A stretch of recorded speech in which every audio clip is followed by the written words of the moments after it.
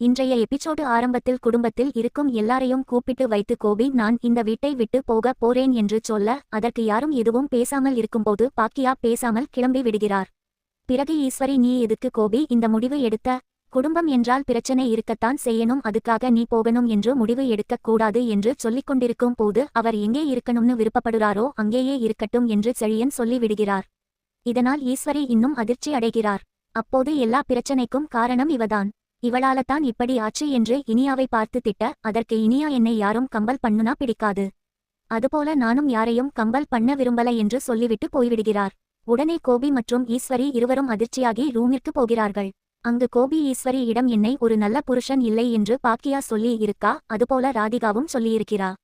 ஒரு நல்ல பையன் இல்லைன்னு அப்பாவும் சொல்லி இருக்காரு, நீங்களும் சொல்லி இருக்கீங்க. ஆனா நான் என்னுடைய பசங்களுக்கு எப்பவும் நல்ல அப்பாவா இருந்திருக்கிறேன். செழியனோட பிசினஸுக்கும் சரி எழிலுடைய பட வேலைக்கும் சரி என்னால் முடிந்ததை செஞ்சேன். அதுபோல இனியா விஷயத்திலும் இந்த மாதிரி வேறு யார் வீட்டில் நடந்திருந்தால் என்ன நடந்திருக்கும்? ஆனாலும் நான் இனியா மேல கோபப்படல. ஏன் இதை எப்படி சால்வ் பண்ணலாம் என்று நான் யோசிச்சுட்டு இருந்தேன். அவளுக்கு ஏன் என்னை புரிஞ்சுக்க முடியல என்று கேட்டுக்கொண்டிருக்கிறார். பிறகு நான் இங்கே இருந்தா சரிப்பட்டு வராதுமா, என் பிறண்டு மூலமா ஒரு அப்பார்ட்மெண்ட் பார்த்திருக்கிறேன் என்று சொல்ல அதற்கு ஈஸ்வரி அப்போ என்னை ஒரு ஆசிரமத்தில் விட்டுவிடு. நீ இல்லாத இடத்தில் என்னாலும் இருக்க முடியாது.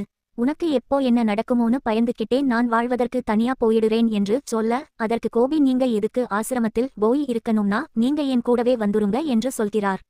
அப்போது ஆகாஷின் அப்பாவும் அடிச்சு பாரு என்று நெஞ்சை நிமித்திக் கொண்டு வருகிறார். பிறகு வீட்டில் இருந்தவர்கள் எல்லோரும் செழியனை பிடித்துக் கொள்கிறார்கள். அப்போது ஆகாஷின் அப்பா எல்லாரையும் மிரட்டி விட்டு போகிறார். பிறகு தோப்பியும் ஈஸ்வரியும் நாம இன்னைக்கே வீட்டை விட்டு கிளம்பி போயிடலாம் என்று பேசிக் கொண்டிருக்கிறார்கள். இப்படியாக இன்றைய எபிசோடு முடிவடைகிறது.